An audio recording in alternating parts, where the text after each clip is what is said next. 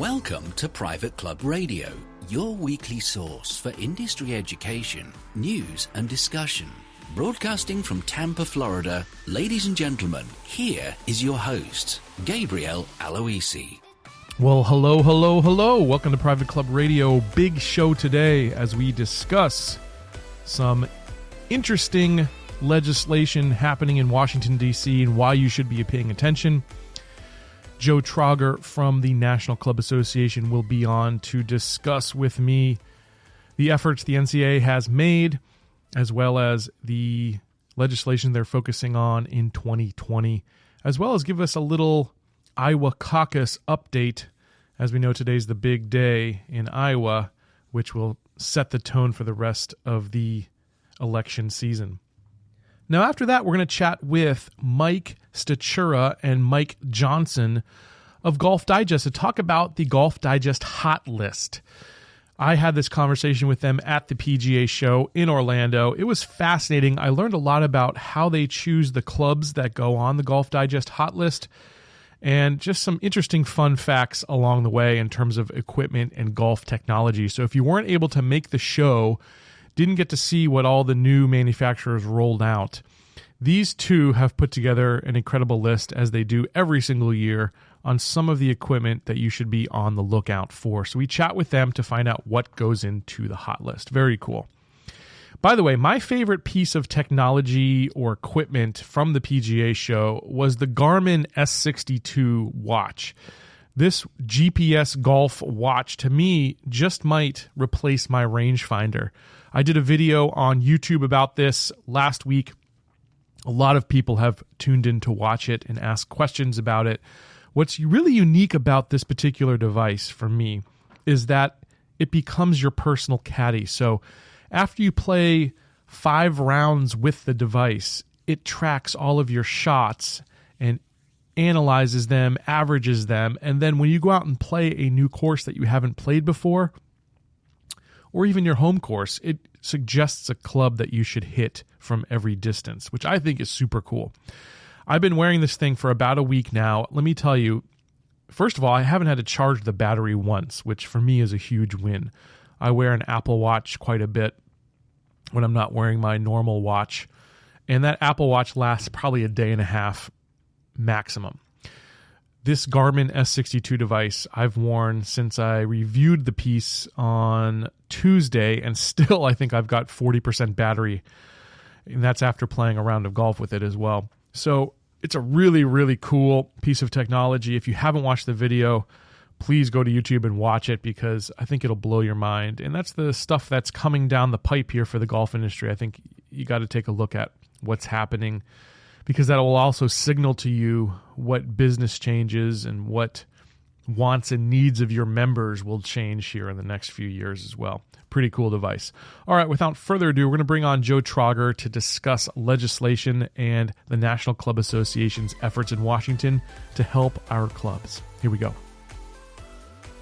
And now, it's time for Club Perspectives, presented by the National Club Association. Well, welcome to another edition of Club Perspectives presented by the National Club Association. I'm here with Joe Trauger. And Joe, how are you? Happy New Year to you, sir. Happy New Year to you. I'm doing well. Yeah. Thanks for having me on. Yeah, it's good to be with you again here in the new year. First thing I want to talk to you about is just get some updates on your government relations efforts in 2019 and looking forward here into 2020, what you're taking a good, hard look at. So let's first start off with 2019. How did that end up for us? Well, I think there's been generally a sense, around the country that not a whole lot got done, but I think that's actually the contrary is true. We actually were able to get quite a few things done toward the end of the year in 2019, and those are things that directly affect private clubs. So, I look at 2019 as a pretty successful year. So, some of the things that we were following and pushing to get completed were things like the health insurance tax, which is basically a surtax on any health insurance product that's sold in the United States. That was part of the Affordable Care Act back in 2009. That's slated to go into effect actually in 2020, but in 2021 it's fully repealed. So that is a significant savings on healthcare insurance policies that the National Club Association was pushing to have repealed. So that was repealed. In addition to that, there's another health insurance tax called the Cadillac tax. And the Cadillac tax is a tax on what's called high-value health plans. So any value to your health plan above a certain level, and that would include things like the flexible savings accounts, health savings accounts, those kinds of things, as well as just a comprehensive health insurance policy. There would be a 40% surtax on the value of the plan above a certain level. And to give you an idea of how much that affects the healthcare system, repealing that was basically a cost the federal government in tax revenues almost $200 billion over 10 years. So it was a significant tax that was going to be placed on health coverage that really wouldn't have gone to pay for any doctor visits, surgeries, lab tests or anything like that. It was basically just an added cost under the healthcare system. That was fully repealed at the end of the year as well. So those are two items that were directly affect private clubs that provide health insurance to their employees that over time will hopefully help tame the cost of health coverage in the years ahead. Also, we're looking at the H-2B program. We had some language included in the appropriations bill, and we're looking for additional visas and increasing the 66,000 up to 96,000. We were successful in getting that done last year, and we're looking to do that again this year in 2020. So that's something that needs to, Joe, that's something that needs to happen every year then? They need to change that or raise that criteria every single year? Yeah, well, the Department of Homeland Security has the authority to release an additional 30,000 H-2B visas every year. Got it. And what we had happen last year was the Department of Homeland Security waited until really the last minute. And so what we're trying to do now is get the Department of Homeland Security recognize that these visas are needed and release those additional 30,000 much earlier than they did last year. And I think we're getting some significant bipartisan support on both the House and Senate side. I know there was a letter that was sent by a group of bipartisan senators to the Department of Homeland Security, as well as a letter from the House side urging the Department of Homeland Security to release those visas on a more timely basis than they did last year. So we're marshaling the support for that program and really trying to make it clear to the administration that these visas need to be released on a timely basis so that employers have an opportunity to prepare for their workforce. Right. Okay. So makes sense. it's a good outcome, and like I said, we have additional support that we're pushing for this year.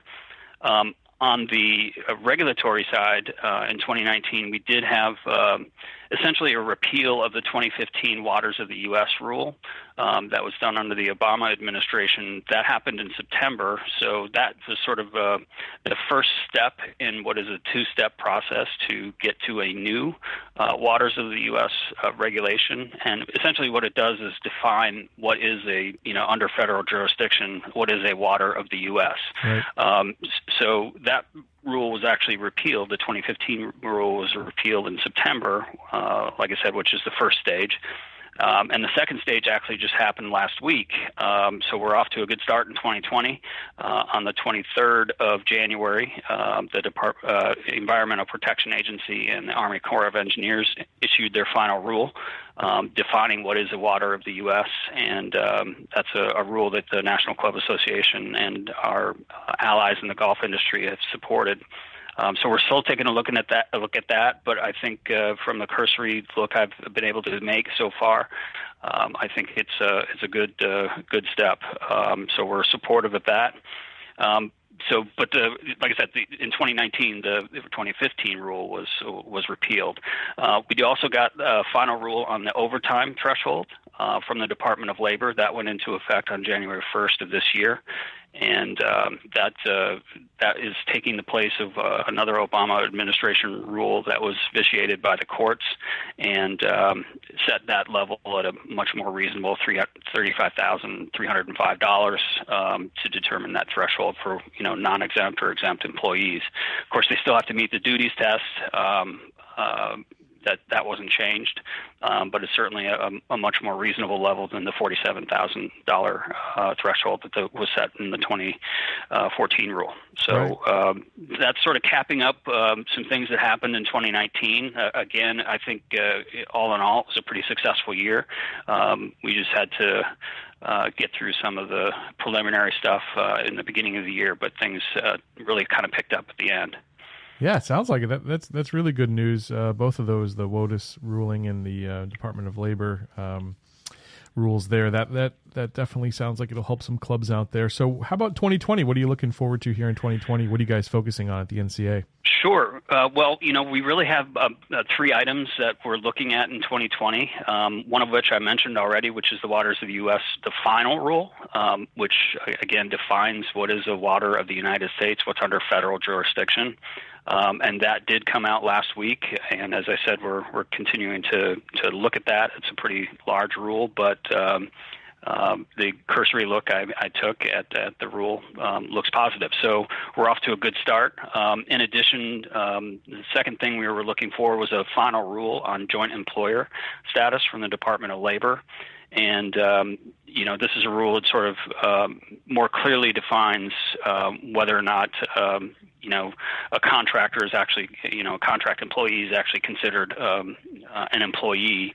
And that rule came out, that came out on January 12th, I believe. And that goes into effect on March 16th. So, again, we're off to a good start in 2020 as far as the regulatory side. And as far as legislation, one thing that we had talked about last time we got together was the FIT Act, the Personal Health Investment Today Act. And so we're looking to get that across the goal line this year. We weren't able to get it quite there last year. We did take some steps and kind of ran it through the Senate to see if there were any objections to it in what is called the process of hotlining a piece of legislation, and we weren't able to get it completed in time. So, but that being said, we expect that there could be some healthcare-related legislation that the House and Senate consider in the spring, probably in the May to June timeframe, and we'll be looking to continue our success with the FIT Act, and happy to say that we have over 100 co-sponsors in the House, and I think around 20 or so in the Senate. So, we're continuing to push it, and hopefully we'll get it across the goal line this year. And that would allow, just as a reminder, it would allow individuals with a health savings account to use some of those funds for fitness-related activity, or helping pay for their children's organized sports, to help offset those costs. So it's a good piece of legislation, and really kind of helps shift some of our healthcare dollars away from only paying for sickness and allow people to invest in their health. I love it. Yeah, it sounds like you're going to be busy here again in 2020, and I'm sure even more so in the decade ahead. So, yeah, we've got some ground to cover in 2020, and obviously, with the elections coming up, the election years tend to be sort of front loaded. So we'll see how things play out. But yeah, we're looking to continue to push for some good things for the private club community. Yeah, we've got the Iowa Caucuses coming up next Monday, and of course that just is the beginning of the election cycle. So what are some of the key races, or what should people be focused on moving forward here? Yeah, well, the the Iowa caucus, like you said, is coming up on Monday, and we have this weird situation, obviously, with 4 presidential candidates who are actually sitting senators that are now sort of locked up in the impeachment trial that's going on in the Senate. So that's creating a little bit of a quirkiness to the race this year. But surprisingly, right now it looks like Senator Bernie Sanders from Vermont is kind of surging in Iowa at this point, and the polls that I've seen show him with about a 3-point lead if you average out all the polls, and continuing to gain support. And you look at folks like Vice President Biden and South Bend Mayor Pete Buttigieg and others, Senator Warren from Massachusetts, their support seems to be slipping a little bit. So, it's an interesting race, and it's interesting circumstances. But right now, if the polls are to be believed, it looks like Senator Sanders could have a good day next Monday. Of course, then we move on to New Hampshire the following week, and Senator Sanders has a lead there too. So, it's a peculiar kind of situation, and then we move into South Carolina and Nevada, and I think Vice President Biden has leads in both of those states. But if Senator Sanders takes Iowa, takes New Hampshire, it's going to be interesting to see whether or not Vice President Biden's support holds in those states coming up later. And then, of course, you have Super Tuesday coming up on March 3rd, I believe. And that's a group of 12 or 13 states, including Texas and California. So some big states coming up, and folks are trying to get their momentum going on the Democratic primary. So in short order, I think we'll have some results that we can look at, and maybe some trends that'll start to develop here pretty quickly. Yeah, absolutely. It's going to be interesting 2020 for sure. Absolutely. I'm sure it's only going to get wilder and wilder as it progresses. But thank you, Joe, so much for keeping an eye on all these things for us, updating us on what's going on, and the work you guys do at the NCA to make sure that clubs are well represented and their interests are met in Washington, D.C. If folks want to thank you very much. Learn more about what the NCA is doing, get involved. I know you've got Club Pack and some other ways that clubs can actually have their voice heard. What's the best way for them to reach out and get started with the NCA? Well, you can certainly reach out to me. You can go to our website and find our emails, but my email is Trauger, Trauger, @nationalclub.org. Happy to get folks connected and be involved. Fantastic, Joe. I really appreciate your time this morning and hope to talk to you very soon, sir. Thank you. Awesome stuff right there from Joe. Next up is my chat with Mike Johnson and Mike Stachura of Golf Digest. The first thing I asked him was, what is the Golf Digest hot list and why does it matter? The hot list obviously comes out right now at the show. It's a very exciting time for us, but I think it's a great time for golfers. It's a kind of the result of 9 months of serious work. We've got panelists that are obviously golfers that are part of our team, but we've got PhD scientists that are part of our team. We have the leading retailers that are part of our team. And the main purpose of the hot list is really to get people educated about the new products, to see what is essentially raising the bar from a technology standpoint. I think it is in a lot of ways, regardless of the category, it's the best year ever to find the right golf clubs for you, and it's also the hardest year ever to find the right golf clubs. What's hard for me is just differentiating one from the other. It almost seems like at this point it comes down to what your personal preference is in terms of brand, because they all have something amazing. Was that a correct statement, or how do you guys see that? I would say absolutely not. I think you're halfway there. All right. It's not what your personal preference is in terms of brand. It's what your personal game is. And I think to Mike's point about being the most difficult year maybe to find a driver, but the easiest year is we have 9 drivers on the hot list this year, but there are 23 drivers within those 9 families. So what that means is they're trying to design a driver specifically for a certain player type. And then the matter is, the difficult part is you have to figure out what player type you are and what driver that is for you. And most golfers are liars. And most golfers, well, they're not honest with themselves, that's for sure. But if you can be honest with yourself, what the hot list does, hopefully, is give you some guidance where you're reading through and saying, yeah, that sounds like me. Right. So this is a club maybe I'm interested in. And that's interesting that you say most golfers aren't honest with themselves. I think the beauty now, it doesn't matter whether you're honest with yourself or not, because of the quality of fitters that are out there, because of the quality of measurement tools that are out there. You can lie all you want. The launch monitor tells you only the truth. Sure. It may not be pretty, but it's telling you, hey, this is where you were, and this is where new equipment could put you. And I think that equation is unlike anything in any level of consumer marketing or any kind of consumer product. I don't know if I'm going to buy the right refrigerator. There's no launch monitor for refrigerators or televisions or even cars. But I know that this driver is going to be 8 yards better than my old driver because I just hit them side by side. So if I've done that, if I hit them side by side and I see that it's 8 yards longer, then I have to decide, do I want to spend $500 for that 8 yards? I do. Right. So, and it's not just drivers. I mean, it cascades down into irons. We have 55, 56 irons on the hot list this year. But if you know your player's iron, player's distance, game improvement, super game improvement, you've instantly narrowed that down to 12 or 13, and then you can kind of take it from there. It makes it a lot more manageable. Let's talk about what goes into the testing process. I mean, I can imagine you guys flying around the world. You've got a bag full of every brand in there. But maybe I'm probably wrong. So how does it actually work? No. I mean, we do see everything. I mean, we considered 243 clubs this year for the hot list. Wow. 248. Yep. So that's a lot of the clubs. Absolutely. And 131 made the list.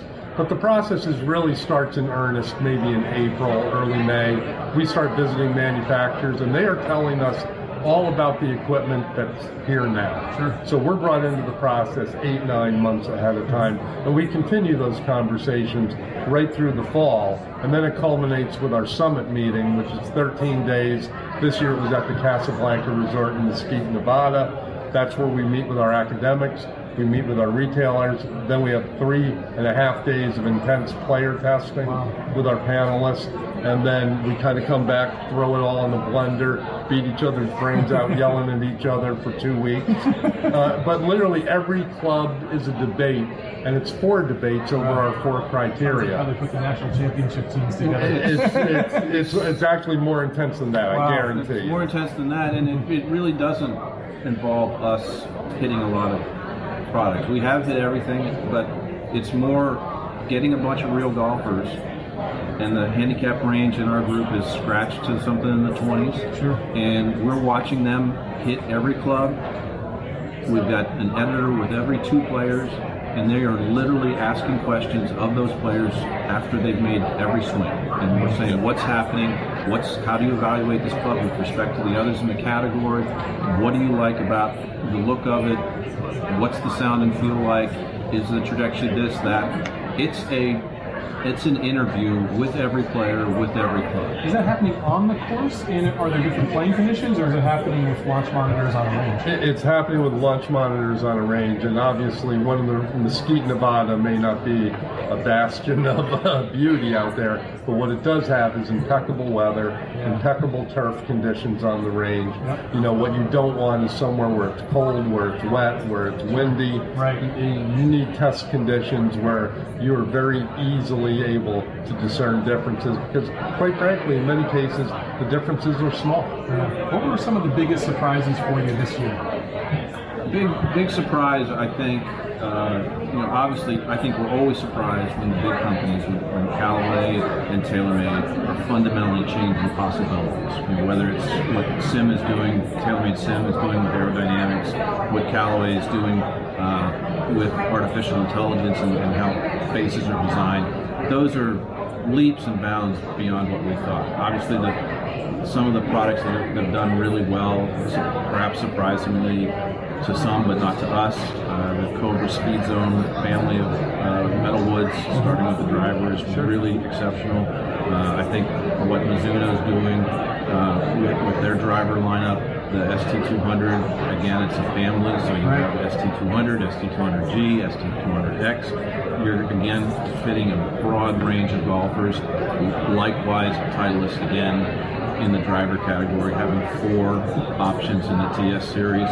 So you can have a Titleist driver that is played by Adam Scott and a Titleist driver that's played by your grandmother. Yeah, for me it was, I looked at the super game improvement category in irons, which over time has really shriveled to one of our smallest categories.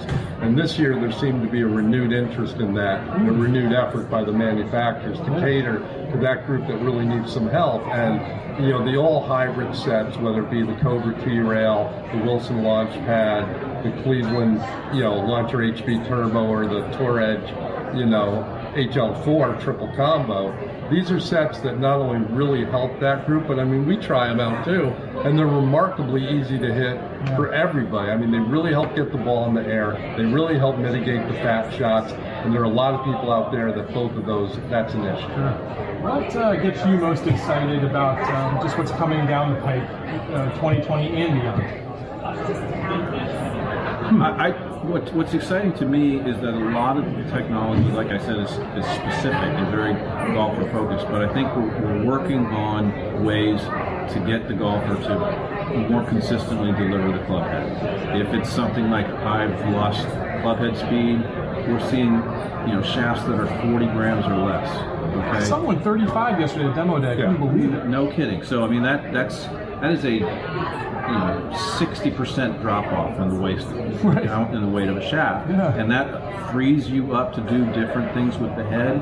I think we're getting to the point where we're going to analyze what's wrong with you, and there will be a product immediately that will change your ball flight from this to that, and all of a sudden the whole point of improvements in technology is not to just say, okay, well, we got you 5 more yards. We got you wanting to play golf more. And I think that's where we're seeing the improvement, because we haven't just improved the collision, we've improved the way you deliver the club. Yeah, I think what excites me is that I don't know what's coming next. Sure. 3 years ago, I wouldn't have thought AI would be used in golf equipment, and it is, right? I always go back to a conversation I had 10, 15 years ago with the head of R&D at one of the big companies, and I said, hey, COR in the center is pretty much done. You've got there, so you're done, right? And he got out his pen, he drew a club head, and he put 1 million dots all over the face. And he said, when I get the face to behave the same on all those dots, that's when I'm done. Wow. And I think what's exciting is we're seeing the beginnings of that, and what's to come, I think, we'll eventually get there somehow, some way, because while design improves, so does manufacturing, so does the discovery of materials that we've never thought of to be used in golf. And once they discover all that and find a way to make it, that's when the leaps and bounds occur. Gentlemen, I enjoyed this immensely, learning from you guys. I can't wait to take a look at that list. Just came out here at the PGA show, and it's going to be off to the world here pretty soon. Great, thanks. Thanks so much. Thank you so much, Mike. Enjoy it. Mike, thanks for you guys. Well, that's going to wrap things up for this week on Private Club Radio. I'll catch you back next week, and until then, here's to your membership success. Private Club Radio is brought to you by Concert Golf Partners, helping to preserve and enhance private golf and country clubs. Visit concertgolfpartners.com to learn more about the recapitalization process.